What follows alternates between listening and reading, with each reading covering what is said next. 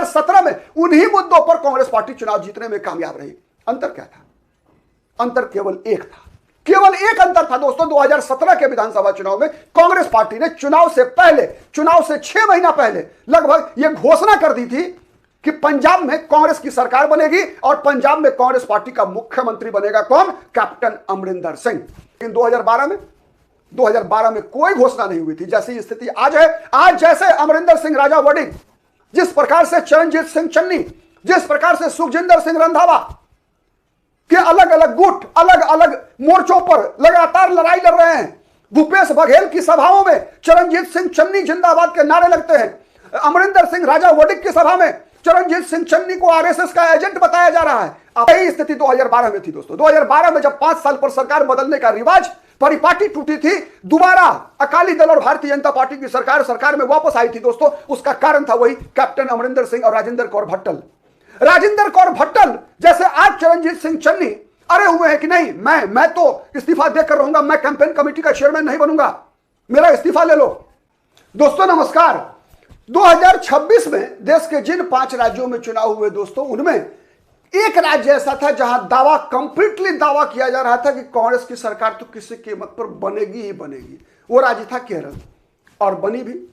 वैसे ही 2027 में दोस्तों देश के जिन 5 राज्यों में विधानसभा का चुनाव होना है 2027 की शुरुआत में, 2 राज्य और है, गुजरात, हिमाचल प्रदेश, जहां पर चुनाव होगा 2027 के अक्टूबर और नवंबर में। लेकिन फरवरी और मार्च में देश के जिन 5 राज्यों में विधानसभा के चुनाव होने हैं दोस्तों, उनमें पंजाब एक वैसा ही राज्य है जैसे केरल था, जहां दावा किया जा रहा है कि किसी भी कीमत पर कांग्रेस पार्टी की सरकार बनेगी। दावा का आधार क्या है? दावा का आधार यह है दोस्तों कि विगत 4 दशक के अंदर केवल एक बार ऐसा हुआ दोस्तों, जब 5 साल पर सरकार बदलने की परिपाटी यानी रिवाज का रिकॉर्ड टूट गया था। कौन चुनाव था वो चुनाव था दोस्तों 2012 का। क्यों टूटा था ये रिवाज? जिन कारणों से दोस्तों वो 2012 में वो रिवाज हर 5 साल पर सरकार बदलने का रिवाज टूटा था, वही कारण दोस्तों इस चुनाव में भी प्रभावित करते हुए दिख रहे हैं। क्योंकि जिस प्रकार से मुख्य विपक्षी है वहां पर कांग्रेस पार्टी, आम आदमी पार्टी की सरकार है, भगवंत मान की सरकार है, वही सारी परिस्थितियां हैं दोस्तों। इतिहास खुद को दोहरा रहा है। जैसे ड्रग सबसे बड़ा मुद्दा था दोस्तों 2012 के विधानसभा चुनाव में, लेकिन वैसे ही जैसे 2017 में भी ड्रग सबसे बड़ा मुद्दा था, 2022 में भी ड्रग सबसे बड़ा मुद्दा था, लेकिन हर चुनाव दर चुनाव परिणाम अलग अलग रहे। जहां 2012 में ड्रग के मुद्दे को, एंटी इनकम्बेंसी के मुद्दे को कांग्रेस पार्टी भुनाने में असफल रही, वहीं 2017 में उन्हीं मुद्दों पर कांग्रेस पार्टी चुनाव जीतने में कामयाब रही। अंतर क्या था? अंतर केवल एक था, केवल एक अंतर था दोस्तों। 2017 के विधानसभा चुनाव में कांग्रेस पार्टी ने चुनाव से 6 महीना पहले लगभग यह घोषणा कर दी थी कि पंजाब में कांग्रेस की सरकार बनेगी और पंजाब में कांग्रेस पार्टी का मुख्यमंत्री बनेगा कौन? कैप्टन अमरिंदर सिंह।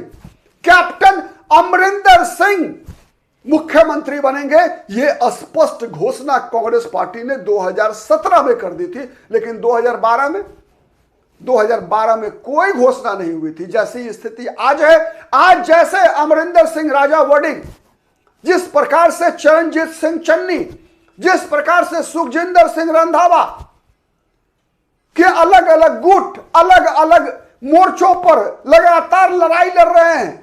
भूपेश बघेल की सभाओं में चरणजीत सिंह चन्नी जिंदाबाद के नारे लगते हैं। अमरिंदर सिंह राजा वडिंग की सभा में चरणजीत सिंह चन्नी को आरएसएस का एजेंट बताया जा रहा है। आपस में लड़ रहे हैं कांग्रेसी। कहा जा रहा है कि राहुल गांधी इनके विवाद को सुलझाने के लिए अमृतसर जाने वाले हैं। कांग्रेस ने अपने अभियान को रोक दिया है। अभियान की दोबारा शुरुआत राहुल गांधी के दौरे के बाद होगी। बूथ मैनेजमेंट के लिए कार्यकर्ताओं के सम्मेलन कर रहे थे अमरिंदर सिंह राजा वडिंग और भूपेश बघेल। वहीं दूसरी तरफ चरणजीत सिंह चन्नी समानांतर पार्टी के कार्यक्रम कर रहे हैं, समानांतर।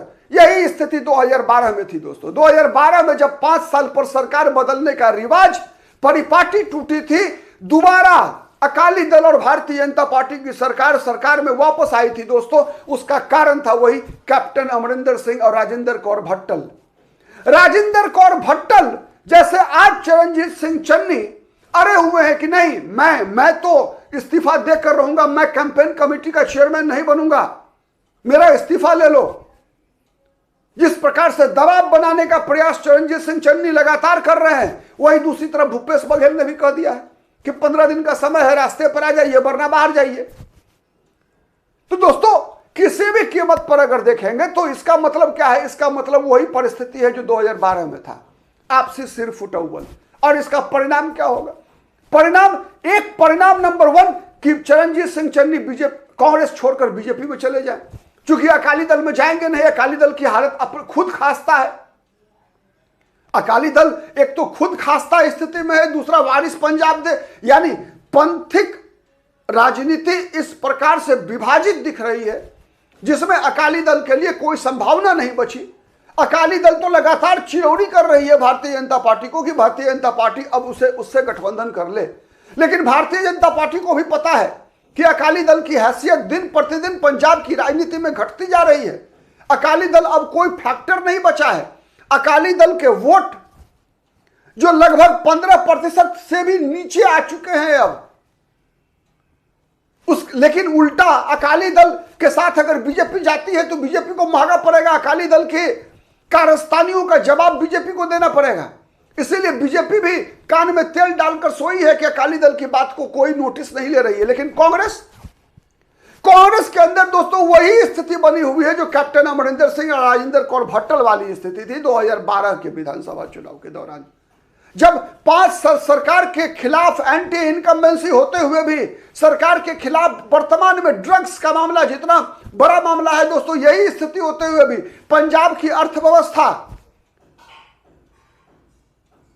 उस समय भी संकट में थी, आज उससे भी बड़ी संकट में है पंजाब की अर्थव्यवस्था। लेकिन इन सब मुद्दों पर पंजाब की जनता का ध्यान आकर्षित करने के बजाय कांग्रेस पार्टी के नेता अपना खुद का इतिहास दोहरा रहे हैं, राजेंद्र कौर भट्टल और कैप्टन अमरिंदर सिंह का। दोस्तों कांग्रेस को 2017 का इतिहास याद रखना चाहिए। दोस्तों एक कहा जाता है, बुजुर्ग हमारे यहाँ कहा करते हैं, किताबें भी हमने पढ़ी है कि जो व्यक्ति खुद का इतिहास नहीं पढ़ता, इतिहास से सीख नहीं लेता, वो खुद इतिहास बन जाता है। तो ये चुनौती आज कांग्रेस के सामने खड़ी है पंजाब में। आप चरणजीत सिंह चन्नी को धमकी देकर पार्टी से निकाल दीजिए, क्या अंतर पड़ता है? चरणजीत सिंह चन्नी के सेहत पर क्या असर पड़ेगा? चरणजीत सिंह चन्नी अगर बीजेपी में चले भी गए तो ना बीजेपी को कोई फायदा होना है, ना चन्नी को कोई फायदा होना है। लेकिन अल्टीमेटली आज सत्ता की दावेदार कांग्रेस पार्टी है, वहां परिस्थितियां कांग्रेस के पक्ष में है। लेकिन कांग्रेस सीखने को तैयार नहीं है। दोस्तों भूपेश बघेल ने कहा कि हम राहुल गांधी के नाम पर चुनाव लड़ेंगे। दोस्तों 2012 में भी कैप्टन अमरिंदर सिंह प्रदेश अध्यक्ष हुआ करते थे। 2012 में कैप्टन अमरिंदर सिंह प्रदेश अध्यक्ष हुआ करते थे, लेकिन captain Amarinder Singh CM candidate नहीं थे। कैप्टन अमरिंदर सिंह 2017 में सीएम कैंडिडेट बनाए गए थे।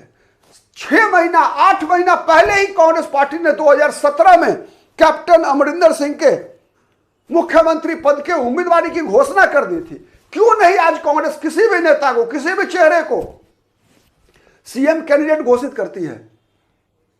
भगवंत सिंह मान के खिलाफ एक विकल्प क्यों नहीं खड़ा करती है? क्योंकि आज एक बात स्पष्ट है ना कि आम आदमी पार्टी अगर सरकार में वापस आती है तो भगवंत मान होंगे सीएम।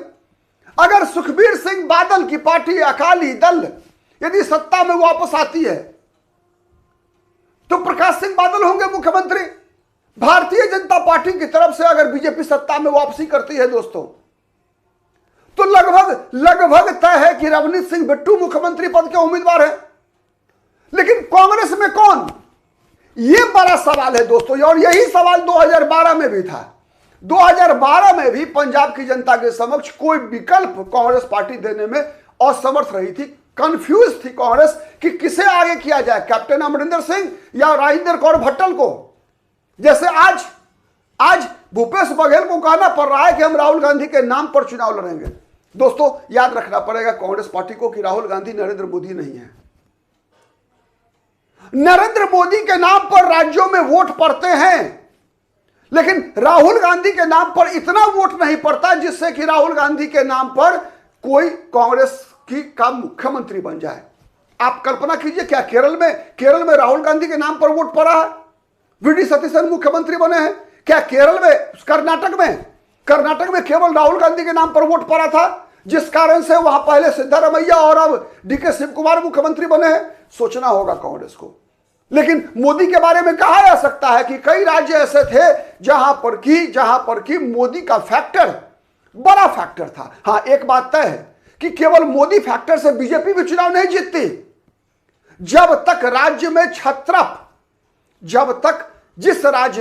जिस राज्य में भारतीय जनता पार्टी भी चेहरा दिखाती है। आप देखिए, आप बंगाल में 2021 में भारतीय जनता पार्टी को वो सफलता नहीं मिली जिस सफलता की उम्मीद थी भारतीय जनता पार्टी को, लेकिन 2026 में बीजेपी ने बंगाल में ममता बनर्जी का किला ध्वस्त कर दिया। क्यों किया किला ध्वस्त? इसलिए कि 2026 में भारतीय जनता पार्टी ने चेहरा बता दिया था कि कौन होगा ममता बनर्जी का विकल्प। जिस दिन भवानीपुर विधानसभा सीट पर शुभेंदु अधिकारी ने अपना नामांकन किया था, उसी दिन नंदीग्राम के साथ साथ भवानीपुर से जब चल दिए थे शुभेंदु अधिकारी विधानसभा चुनाव लड़ने के लिए, तो उस दिन शुभेंदु अधिकारी विधानसभा चुनाव लड़ने के लिए नामांकन नहीं हुआ था, उस दिन मुख्यमंत्री पद के लिए नामांकन हुआ था। और यही कारण था दोस्तों कि पश्चिम बंगाल में भारतीय जनता पार्टी की सरकार बनी। तो जब तक कांग्रेस पार्टी भगवंत मान, सुखबीर सिंह बादल, रवनीत सिंह बिट्टू के समानांतर कोई चेहरा नहीं डालेगी दोस्तों पंजाब में, जब तक कोई विकल्प नहीं दिखाएगी, तब तक क्या आपको लगता है कि कांग्रेस पार्टी वही गलती तो नहीं कर रही है, इतिहास दोहरा रही है जो 2012 में? दोस्तों 2012 में भी कैप्टन अमरिंदर सिंह की लोकप्रियता वही थी। एक मजबूत क्षेत्रीय राष्ट्रवादी नेता पंजाब में माने जाते थे कांग्रेस पार्टी में अमरिंदर सिंह। दोस्तों एक बात समझने की आवश्यकता है, पंजाब की राजनीति में, कांग्रेस की राजनीति में भी दो प्रकार के लोग रहे हैं। उसमें कुछ चेहरे ऐसे रहे हैं जिनके लिए जो भारत को ध्यान में रखकर राजनीति करते हैं, केवल पंजाब को ध्यान में रखकर राजनीति नहीं करते। वो परंपरा सरदार दरबारा सिंह हो, उसके बाद बेअंत सिंह हो, ये जो परंपरा रही है, उस परंपरा को आगे बढ़ाने वाले चेहरों में कैप्टन अमरिंदर सिंह का नाम आता है। तो दोस्तों आज कांग्रेस पार्टी 2012 का परिणाम दोहराएगी या 2017 का परिणाम दोहराएगी, यह कांग्रेस पार्टी के फैसलों पर निर्भर करता है। अभी भी 6 महीने का समय है। 6 महीने का समय है। क्या कांग्रेस पार्टी उस आहट को सुन पा रही है? अपने इतिहास से कोई सबक ले पा रही है? अगर कांग्रेस अपने इतिहास से सबक लेगी तो मुझे लगता है कि परिणाम 2017 वाला हो सकता है, वरना 2022 और 2022 में क्या हुआ था? 2022 में जिसे हम कहते हैं ना कि 2 लोगों की लड़ाई में तीसरा बाजी मार गया था, नहीं, यानी अकाली और कांग्रेस की लड़ाई में आम आदमी पार्टी ने जीत हासिल कर ली थी, लेकिन 2012 में हर ताकत होते हुए भी कांग्रेस बस के पास खड़ी थी, लेकिन बस पर चढ़ने में कांग्रेसी ही पैर खींच रहे थे। इतना ही नहीं हुआ था दोस्तों, जिस बात का खतरा इस चुनाव में भी मौजूद है कि कांग्रेस के 4 दर्जन उम्मीदवारों के खिलाफ 2012 के विधानसभा चुनाव में कांग्रेस के बागी ही खड़े थे। जहां कैप्टन अमरिंदर सिंह के उम्मीदवार को टिकट मिला, वहां भट्टल के नजदीकी बागी उम्मीदवार के रूप में खड़े थे। जहां भट्टल के नजदीकी लोगों को टिकट मिला, वहां कैप्टन अमरिंदर सिंह के चाहने वाले वहां बागी उम्मीदवार के रूप में खड़े थे, निर्दलीय के रूप में खड़े थे और सब एक दूसरे का वोट काट रहे थे। तो दोस्तों चन्नी अगर कांग्रेस से बाहर गए तब भी वही हाल है, अगर कांग्रेस के अंदर रहते हैं चन्नी दोस्तों तो कांग्रेस के लिए और खतरनाक है। आपको क्या लगता है? कमेंट करके बताइएगा दोस्तों कि क्या आपको ऐसा नहीं लगता कि कांग्रेस पार्टी को चरणजीत सिंह चन्नी पर फाइनल फैसला करना चाहिए? 15 दिन का इंतजार क्यों? एक, अगर कांग्रेस पार्टी को चरणजीत सिंह चन्नी को पार्टी से निकालना है तो जितना जल्दी हो उतना जल्दी निकाले कांग्रेस पार्टी, और नहीं तो अब तो स्पष्ट है ना कि चन्नी किसी दूसरे को स्वीकार नहीं करने वाले हैं, तो न अमरिंदर सिंह न चरणजीत सिंह चन्नी किसी तीसरे विकल्प के तरफ कांग्रेस जा सकती है। किसी तीसरे को अगर आलाकमान का फैसला अगर पंजाब में कांग्रेस के लोग मानने को तैयार नहीं है, कई बार ऐसा हुआ है दोस्तों, अलग अलग पार्टियों में हुआ है, किसी तीसरे विकल्प पर दोनों खेमों को सहमत कराया जा सकता है, और वरना एक फैसला काफी होगा। तय कर लेना चाहिए कि नहीं, हमारा अमरिंदर सिंह राजा ही अगर सीएम कैंडिडेट होगा तो घोषणा कर दो, देखा जाएगा, और जो स्वीकार करेगा कांग्रेस में रहेगा, जो नहीं स्वीकार करेगा कांग्रेस से बाहर जाएगा। भारतीय जनता पार्टी करती है ना, बीजेपी क्या करती है कि जो सेंट्रल लीडरशिप ने तय किया, संसदीय बोर्ड ने तय किया, मानना पड़ेगा, नहीं मानिएगा पार्टी से जाइए बाहर। तो जब तक ऐसे फैसले नहीं लेगी तब तक हर पार्टी का, हर व्यक्ति का, हर समाज का, हर संगठन का अपना इतिहास होता है। जैसा मैंने बताया दोस्तों, इतिहास से आप सीखते हैं तो फिर आपका इतिहास नहीं बनता, आप इतिहास बनाते हैं, और नहीं तो आप खुद इतिहास बनेंगे। और इतिहास यह भी कहता है दोस्तों, इतिहास यह भी कहता है कांग्रेस पार्टी का कि जिस किसी भी राज्य में कांग्रेस पार्टी तीसरे नंबर की पार्टी बन जाती है वहां कांग्रेस इतिहास बन जाती है। उदाहरण है बिहार, पश्चिम बंगाल, उत्तर प्रदेश, ऐसे सभी राज्य, दिल्ली, जहां जहां कांग्रेस एक बार तीसरे नंबर पे जाती है वहां कांग्रेस इतिहास बन जाती है। तो ये चुनाव इतिहास रचने का भी है, इतिहास बनने का भी है, इतिहास दोहराने का भी है। अब कांग्रेस पर निर्भर करता है कि कांग्रेस इतिहास बनाती है, इतिहास बन जाती है या इतिहास दोहराती है। आप क्या कहते हैं? अपना विचार कमेंट बॉक्स में जोड़ दीजिएगा। हमारा विश्लेषण पसंद आए तो प्लीज लाइक कीजिए, शेयर कीजिए, जिससे अधिक से अधिक लोगों तक हमारी बातें पहुंचे। अब तक यदि पॉलिटिकल आइडिया को सब्सक्राइब नहीं किया है मित्रों तो प्लीज डू इट। आज के लिए इतना ही, फिर मुलाकात होगी किसी अन्य मुद्दे पर, तब तक के लिए नमस्कार।